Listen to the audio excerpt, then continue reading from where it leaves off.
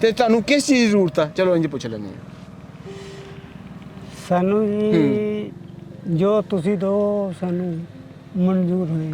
ਆ ਦੇ ਵੀ 2 ਕਿਲੋ ਅਮਰੂਦ, ਕਿੱਥੇ ਅਮਰੂਦਾਂ ਵਾਲਾ ਸ਼ਬਾਦਰੀ ਤੇ ਕੀ ਗੱਲ ਹੈ ਲੱਤਾਂ ਨੂੰ? ਇਹ ਕੋਈ ਕਰੰਟ ਪਿਆ ਸੀ ਤਾਂ ਉਹਨੂੰ ਪੱਠੇ ਖਿੱਚੋ। ਕਰੰਟ ਪਿਆ ਸੀਗਾ? ਕਰੰਟ ਕਿਉਂ ਪਿਆ ਸੀਗਾ? ਕਿਸੇ ਦੇ ਘਰ ਕੰਮ ਕਰਦੇ ਸੀ। ਕਿਸੇ ਘਰ ਕੰਮ ਕਰਦੇ ਸੀ, ਧਿਆਨ ਹੋਰ ਪਾਸੇ ਹੋ ਗਿਆ ਹਾਂਜੀ ਤੇ ਕਰੰਟ ਪੈ ਗਿਆ।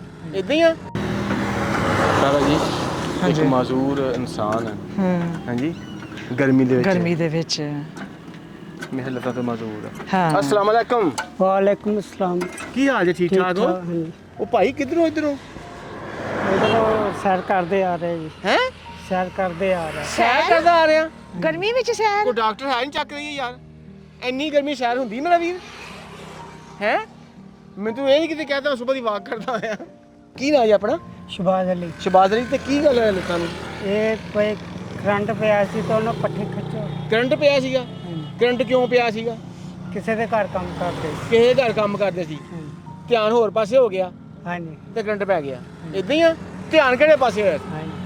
ਹਾਂ ਇਹ ਧਿਆਨ ਹੋਰ ਪਾਸੇ ਹੋ ਗਿਆ ਸੀ। ਕਿੱਦਾਂ ਹੋਰ ਪਾਸੇ ਕਿੱਦਾਂ ਹੋ ਗਿਆ? ਮੋਟਰ ਰਹਿ ਗਈ ਸੀ ਉੱਚੀ। ਅੱਛਾ ਮੋਟਰ ਉੱਚੀ ਰਹਿ ਗਈ। ਹਾਂਜੀ ਫਿਰ? ਇੱਕ ਪਾਸਾ ਮੈਂ ਨੀਵਾਂ ਕਰ ਲਿਆ। ਇੱਕ ਪਾਸਾ ਨੀਵਾਂ ਕਰ ਲਿਆ, ਫਿਰ ਜੋ ਬਿਜਲੀ ਆਈ ਬਿਜਲੀ ਨੇ ਫਿਰ ਦੂਆ ਪਾਸਾ ਕਰਤਾ, ਹਾਂਜੀ ਬਚ ਗਏ। ਹਾਂਜੀ। ਅੱਲਾਹ ਪਾਕ ਸ਼ੁਕਰ ਦਾ ਕਰੋ। ਮੇਰੇ ਖਿਆਲ ਚ ਨਵਾਜ਼ ਸਾਹਿਬ ਹੂੰ ਉਹ ਮੋਬਾਈਲ ਦੀ ਘੰਟੀ ਵੱਜੀ ਹੋਏਗੀ ਨਾ, ਧਿਆਨ ਉਧਰ ਵੀ ਹੋ ਜਾਂਦਾ। ਉਦੋਂ ਮੋਬਾਈਲ ਹੈ ਨਹੀਂ ਸੀਗੇ। ਏਦਾਂ ਹੀ ਕਿੰਨੀ ਆ? ਕੁ ਦੇਰ ਦੀ ਗੱਲ ਆ?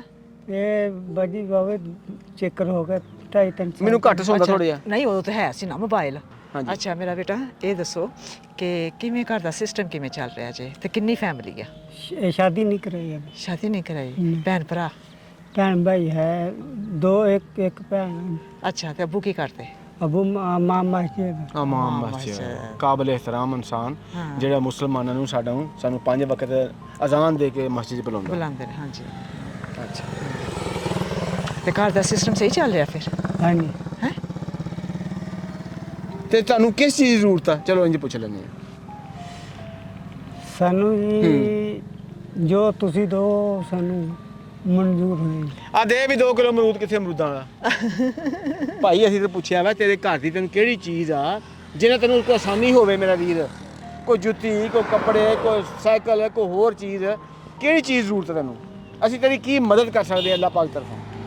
ਅੱਲਾਹ ਪਾਕ ਤਰਫੋਂ ਜੁੱਤੀ ਦੇ ਦਿਓ ਜੀ, ਕੱਪੜੇ ਹੈ। ਕੱਪੜੇ ਵੀ ਦਿਓ, ਪਹਿਲੇ ਜੁੱਤੀ ਦਿਓ, ਕੱਪੜੇ ਦਿਓ। ਹਾਂ। ਪਹਿਲੇ ਤੇ ਉਹਦੀ ਜਿਹੜੀ ਮਨ ਦੀ ਮਰਜ਼ੀ ਹੈ ਨਾ ਉਹ ਪੂਰੀ ਹਾਂ ਉਹ ਪੂਰੀ ਕਰੀਏ। ਕਰੋ। ਲਿਆਓ ਜੀ ਦਫਾ ਜੁੱਤੀ ਪਾਓ ਸੂ। ਉਹ ਸੱਜਾ ਪੈਰ। ਪਹਿਲੇ ਸੱਜਾ ਦਫਾ ਪੈਰ ਬੈਠ ਕੇ ਮਤ ਆਪ ਐ ਦੇਖੋ ਜੀ। ਹਾਂ ਬਿਸਮਿਲ੍ਲਾ। ਪਹਿਲੇ ਸੱਜਾ ਪੈਰ ਪਈ। ਜ਼ਫਰ ਸਾਡਾ ਸੀਨੀਅਰ ਬੰਦਾ ਵਾ ਤੇ ਉਹਨੇ ਸਿੱਖਿਆ ਵਾ ਕਿ ਆਜਜ਼ੀ ਕਿਹਨੂੰ ਕਹਿੰਦੇ ਨੇ, ਤੇ ਸ਼ੁਕਰ ਅਲਹਮਦੁਲਿਲਾ।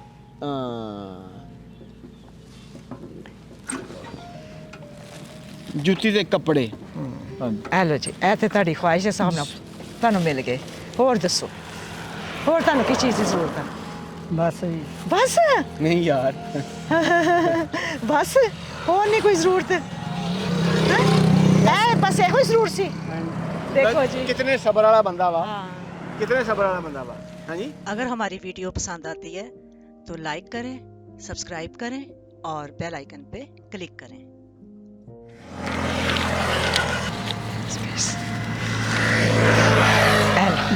बिस्मिल्लाह करके ये 10,000 आ। सब तो पहले तो अल्लाह पाक की तरफों, फिर ये जरिया बने ने नवाज साहब। साड़ी रुबीना भैन ਉਹਨਾਂ ਨੇ ਭੇਜੇ ਨੇ ਕਿ ਐਸੇ ਲੋਕ ਜਿਹੜੇ ਮਾਜ਼ੂਰ ਨੇ ਔਰ ਮੁਸਤਹਿਕ ਨੇ ਉਹਨਾਂ ਵਾਸਤੇ ਆਸਾਨੀਆਂ ਪੈਦਾ ਕਰੋ।